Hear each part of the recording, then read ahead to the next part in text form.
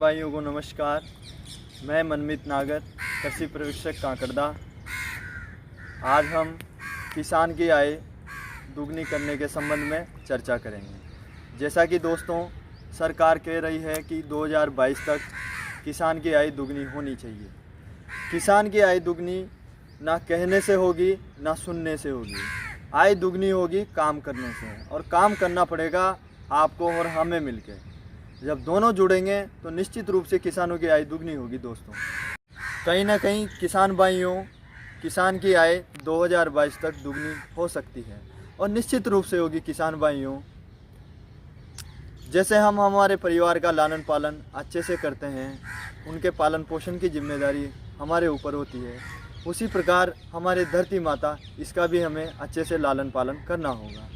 लालन पालन से मेरा अर्थ यह है कि इसमें कितना खाद डले, कितनी दवाई हो, किस प्रकार से जुताई हो, किस प्रकार से फसल चक्र लिया जाए, खेती में किन किन फसलों को सम्मिलित किया जाए, किन से किसान को नियमित आय का स्रोत बना रहे हैं, कितने क्षेत्रफल में बागवानी हो, कितने में अपन सामान्य रूप से जो परंपरागत कृषि करते आ रहे हैं उसका समावेश हो।